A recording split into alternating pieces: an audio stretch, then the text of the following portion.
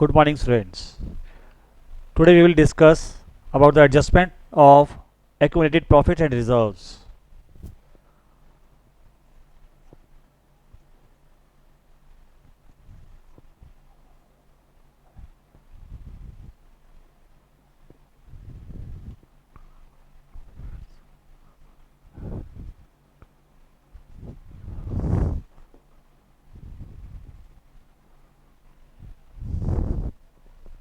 Yes, see page number 5.21, question number 28. A, B, and C are partners, and their profit sharing ratio is 2 is to 3 is to 4. On 31st March 2019, A retires, and B and C decided to share future profits in the ratio of 2 is to 1.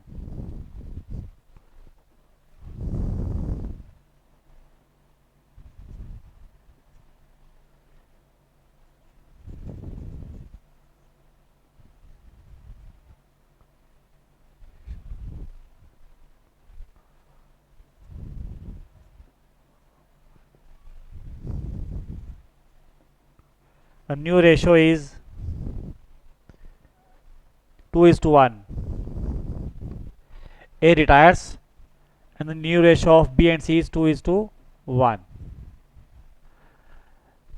At the time of retirement of A, there is profit and loss. Debit account of profit and loss is 72,000. The debit balance is 72,000 rupees.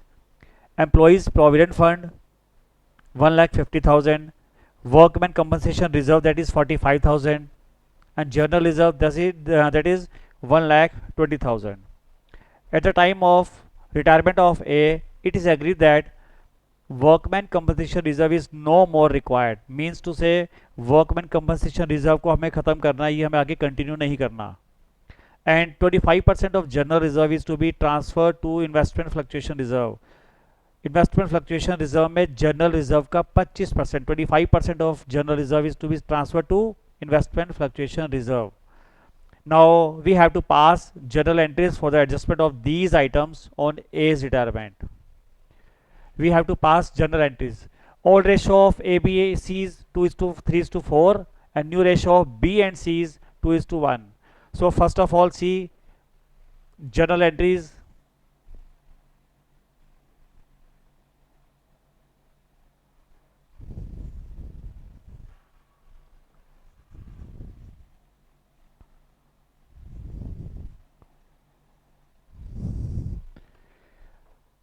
Yes, see the journal entry about the profit and loss. Debit balance of profit and loss is 72,000. Debit balance of PL account is 72,000. So this is to be debited to capital accounts of all partners. Means A is capital account, debit B's capital account debit, and C's capital account debit. A, B और सी हम तीनों के capital account को debit करेंगे, क्योंकि हमारे पास ये PL का डेबिट बैलेंस है, क्रेडिट बैलेंस नहीं है, डेबिट बैलेंस है ये. तो हमें इन तीनों पार्टनर्स के कैपिटल अकाउंट को डेबिट करेंगे और ओल्ड रेशियो में डेबिट करेंगे इन 2 is to 3 is to 4 to PL account. So debit this 72,000 in 2 is to 3 is to 4. Then we will get the value A debited by this 2 by 3 to 4. Add these values, then we will get 9. 72,000. Then we will get 16,000 rupees.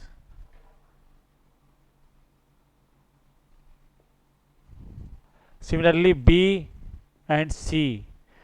B's capital account will be debited by 24,000 rupees, and C's capital account will be debited by 32,000 rupees. Now put the amount here: 16,000, 24,000 and 32,000 rupees. 16,000, 24,000 and 32,000 rupees. To PL account 72,000 rupees. Write the narration for this is accumulated loss transfer to capital account. This debit balance of PL is also called loss in PL account. So this loss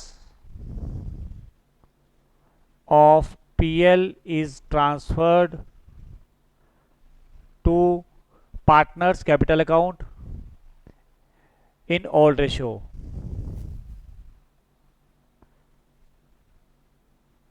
Partners capital account in old ratio. Now come to next, that is employees provident fund. We will do nothing with it, हम इसके साथ कुछ नहीं करेंगे क्योंकि employees provident fund इस समय हमें इस चेंजेस में इस एक रिटायरमेंट में इसका कोई यूज़ नहीं है. Now come to workman compensation reserve 45,000 rupees. हमारे पास workman compensation reserve 45,000 rupees at present है और ये हमें क्वेश्चन में मेंशन है workman compensation reserve is no more required. हमें इसको आगे कंटिन्यू नहीं करना, हम तो हमें क्या करना है इस रिजर्व को डिस्ट्रीब्यूट कर देंगे पार्टनर्स को. और इस वर्कमैन कंपनसेशन के अगेंस्ट हमारे पास किसी तरह का कोई क्लेम नहीं है. सो हम ये पूरा वर्कमैन कंपनसेशन रिजर्व पूरा पार्टनर्स को क्रेडिट कर देंगे, डिस्ट्रीब्यूट कर देंगे. So entry for this workman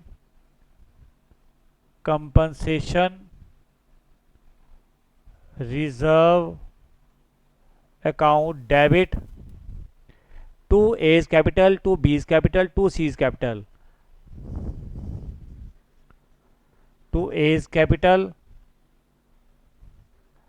to B's capital account, to C's capital account,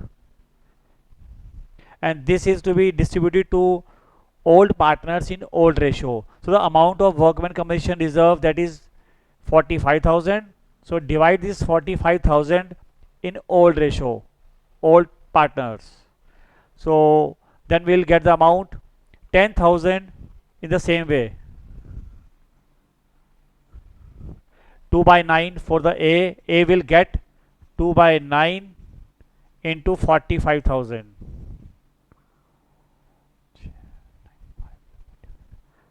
10,000 rupees. Similarly, B 3 by 9 into 45,000, 15,000, and C 4 by 9 into 45,000.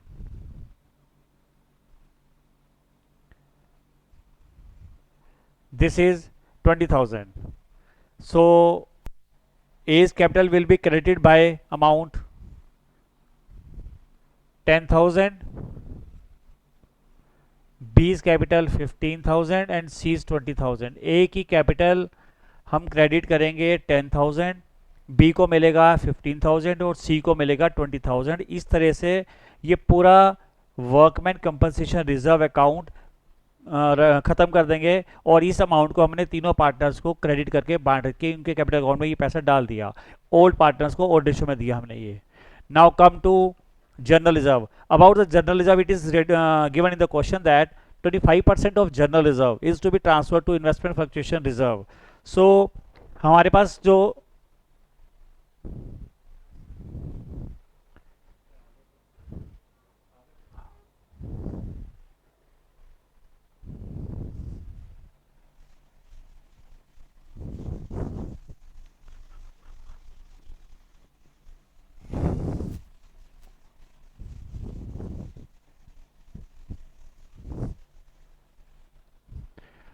हमारे पास जो जनरल रिजर्व है that is for amount 1,20,000.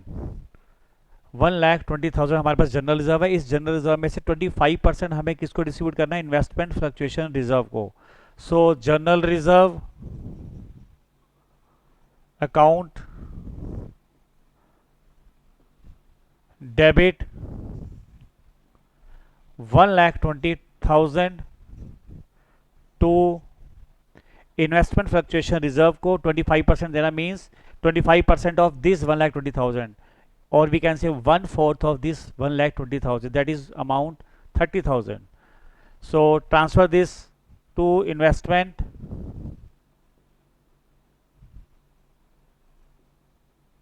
fluctuation reserve account. Amount is 30,000.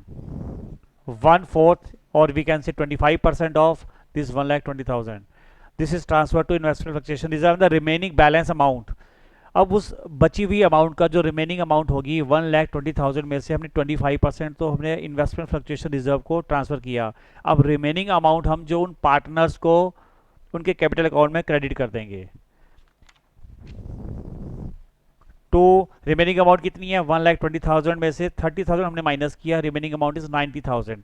So divide this 90,000 in 2:3:4 in all partners old ratio.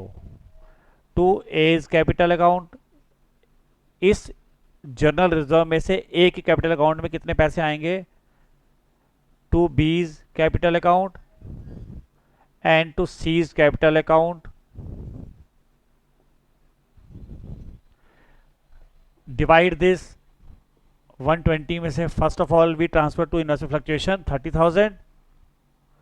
90,000 को हमने divide किया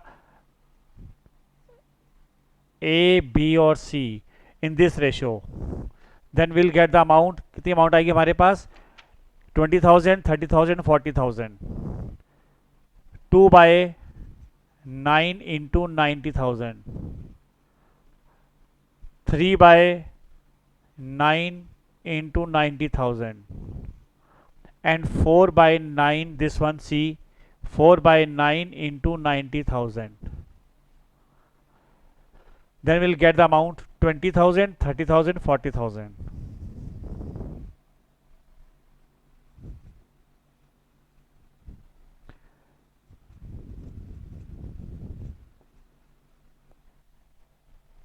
This is distribution of general reserve. First, transfer the amount as mentioned in the question. 25% transfer to investment fluctuation reserve and the remaining balance amount is transferred to partners capital account in their old ratio.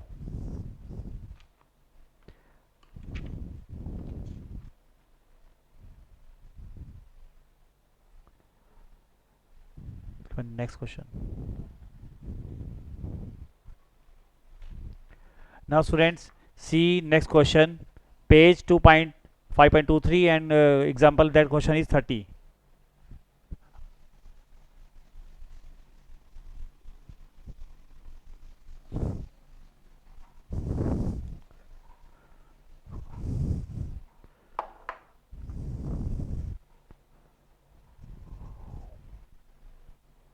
In this question, A, B and C are three partners and their ratio is 5:3:2.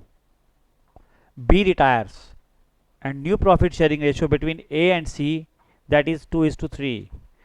They also decided to record effect of the following without affecting their book values. जैसे कि हमें general reserve given है 1,20,000, contingency reserve given है 70,000, PL का debit balance हमारे पास है 30,000 और advertisement suspense account 10,000. And it is written in the question that you are required to give the necessary single adjustment entry. Means ABC तीन partners हैं, 5:3:2 इनकी ratio है, old ratio 5:3:2 and B retires from the firm. B retire हो गया इसमें से. And new ratio of A and C that is given in the question 2:3. 2:3. Now हमें कहा गया कि जो जनरल रिजर्व हमारे पास है 120, कंटीजेंसी रिजर्व है, पीएल का डेबिट बैलेंस है और एडवर्टाइजमेंट का सस्पेंस अकाउंट का बैलेंस है. इन बैलेंसेस को हमें एडजस्ट भी करना है और हम अपनी बुक वैल्यूज़ में किसी भी एसेट्स वैल्यूज़ को चेंज नहीं करना चाहते without affecting the book values. Books में हम एज इट इज़ रहना चाहते हैं, लेकिन हमें इन सब एडजस्टमेंट्स को एडजस्ट करना है और एडजस्ट करके हमें एक सिंगल एंट्री दिखानी है क्या बनेगी। इन सब वैल्यूज़ को एडजस्ट करके सिंगल एंट्री क्या बनेगी। नाउ सी, सिंगल एंट्री के लिए पहले हमें एक नेट इफेक्ट देखना होगा कि इन सभी बैलेंसेस से हमारे पास नेट इफेक्ट क्या आएगा। So see, general reserve, that is given 1,20,000. Then after we have contingency reserve.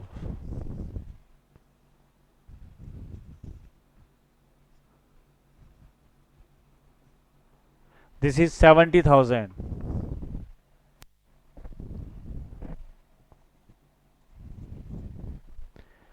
Then we have PL debit balance. अब डेबिट बैलेंस हमें माइनस करना है, ये पॉजिटिव है, जनरल रिजर्व की अमाउंट पड़ी है, सरप्लस है, ये रिजर्व हमारे पास है, ये सरप्लस है, तो पहले हम इनको उनका टोटल किया, हमारे पास 1,90,000 अमाउंट है, जिसमें से डेबिट बैलेंस पीएल का हमें माइनस करना है। अगर ये पीएल का क्रेडिट बैलेंस होता तो हम इसमें ऐड करते। अब पीएल का डेबिट बैलेंस है, debit balance of PL account that is 30,000 rupees. Subtract this 30,000, then will get, हमारे पास अमाउंट बची 160 जो हमें एडजस्ट करनी है। Then after advertisement suspense account का 10,000 रुपीज है। एडवर्टाइजमेंट सस्पेंस अकाउंट, इसका बैलेंस है 10,000। नेट अमाउंट हमारे पास आ रही है 1,50,000 रुपीज। ये हमारे पास 1,50,000 रुपीज़ है, ये नेट अमाउंट है। हमें इस नेट अमाउंट की एक सिंगल एडजस्टमेंट एंट्री बनानी है। This is net effect. Net effect जो अमाउंट आएगी वो 1,50,000 है। अब हमें इसकी सिंगल एडजस्टमेंट एंट्री बनाने के लिए हमें गेन सेक्रीफाइस निकालना होगा कि रेशियो चेंज होने से एक पार्टनर्स में से अगर एक पार्टनर रिटायर हो जाता है, उसके जाने के बाद रेशियो चेंजेस में किसको गेन हो रहा है, किसको कौन सेक्रीफाइस कर रहा है, पहले हमें गेनिंग रेशियो या सेक्रीफाइसिंग रेशियो निकालनी होगी। So for this C that retirement of B, B के रिटायर होने के बाद ए की कैलकुलेशन क्या होगी, calculation of A's gain, A का गेन होगा या ए सेक्रीफाइस करेगा भी हमें नहीं पता, ये सॉल्व करके पता लगेगा, गेन और sacrifice.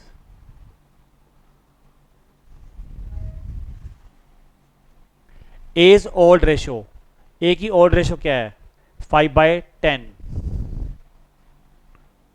Old ratio minus new ratio. पहले उसकी 5/10 थी और अब उसकी रेशो आई है 2/5, 2/5।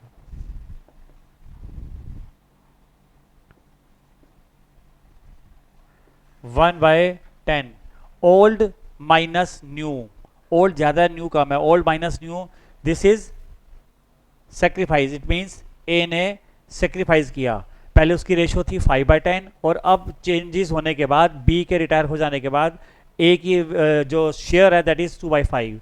सो ए ने सेक्रीफाइस किया 1/10 शेयर, 1/10 शेयर ए ने सेक्रीफाइस किया। Similarly C, about the third partner C, तीसरे पार्टनर सी के बारे में देखते हैं क्या है। बी रिटायर हो चुका है उसमें से, C. Now C is new ratio minus old ratio, new ratio of C is 3/5 and old ratio is 2/10.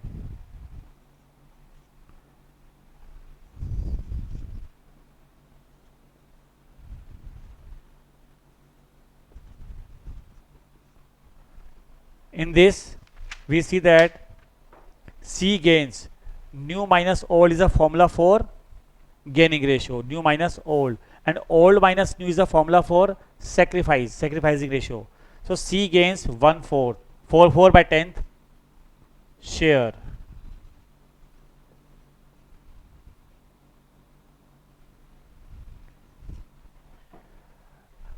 जो इस बी के रिटायरमेंट हो जाने के बाद जिन जिनको गेन होगा उनके कैपिटल अकाउंट को हम डेबिट करेंगे और जिनको जो जो सेक्रीफाइस करेंगे उनको हम क्रेडिट करेंगे. So entry for this net amount जो इफेक्टिव अमाउंट है दैट इज 150. तो हमें जो एंट्री बनानी है वो 150 की बनानी है.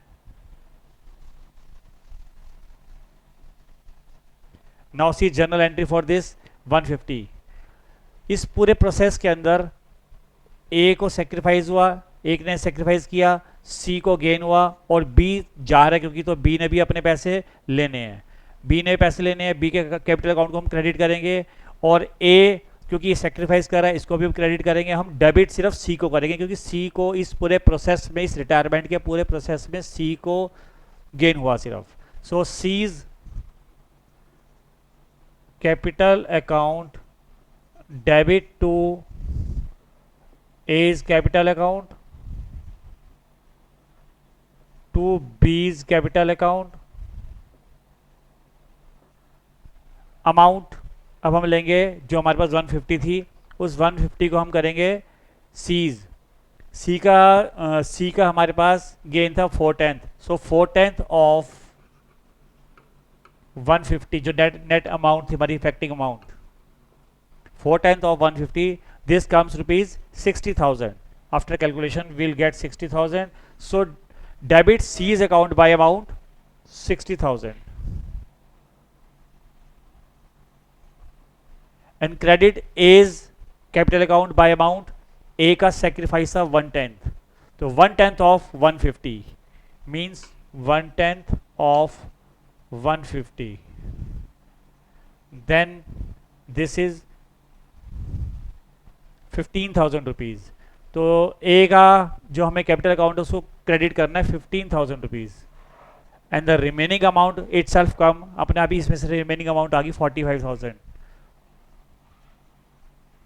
सो दिस इज एडजस्टमेंट एंट्री